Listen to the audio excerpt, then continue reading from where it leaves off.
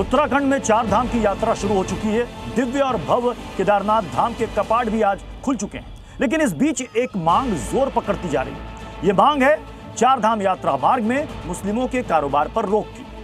सनातनी संगठन ये तर्क दे रहे हैं कि यात्रा मार्ग की पवित्रता बनाए रखने के लिए जरूरी है कि गैर हिंदुओं को दुकान खोलने की अनुमति ना दी जाए, क्योंकि कभी नाम बदलकर दुकान लगाते हुए मिले हैं तो कभी पहचान छिपाकर, और कई बार तो खाने में थूकने का भी मामला सामने आया है। अब सवाल है कि क्या सनातनियों की ये मांग पूरी होगी?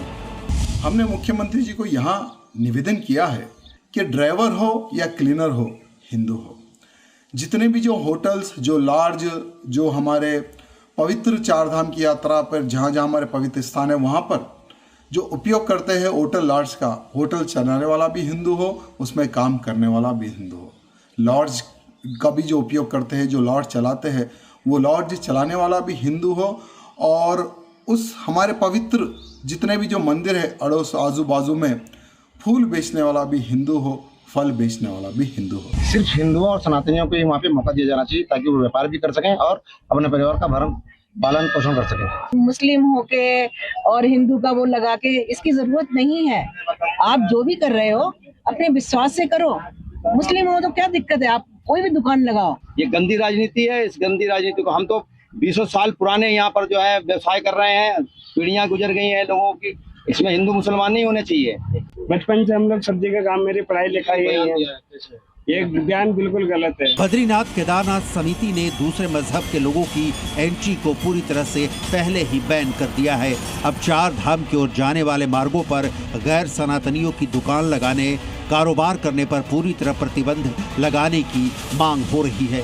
इस मांग का साधु संत और श्रद्धालु भी समर्थन कर रहे हैं, लेकिन गैर सनातनियों को ये हजम नहीं हो रहा।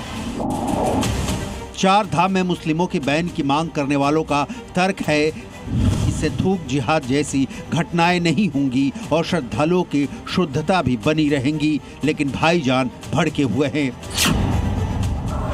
यहाँ सवाल उठता है कि जब मक्का या मदीना में गैर मुस्लिमों के एंट्री पर बैन से कोई परेशानी नहीं है, तो फिर भाईजान को 4 धाम यात्रा मार्ग पर गैर सनातनियों के बैन से परेशानी क्यों होनी चाहिए? हिंदू तीर्थ स्थलों पर गैर सनातनियों के प्रवेश को लेकर महाकुंभ के दौरान भी सवाल उठा। मथुरा वृंदावन में भी रोक लगाने की मांग उठी। कांवड़ यात्रा मार्ग पर दुकान लगाने को लेकर भी मांग उठी। यहाँ तक कि नवरात्रि के दौरान गरबा सेंटरों पर भी गैर सनातनियों को बैन किया गया। 4 धाम यात्रा मार्ग पर मुस्लिमों को व्यापार करने से रोकने की मांग इसलिए भी उठ रही है क्योंकि कई बार यह खुलासा हो चुका है कि शाकाहारी होटल का बोर्ड लगाकर उसमें नॉन वेज परोसा जाता है और नेम प्लेट होता है शर्मा जी का ढाबा लिखकर उसका मालिक रशीद खान होता है। ब्यूरो रिपोर्ट, जी मीडिया।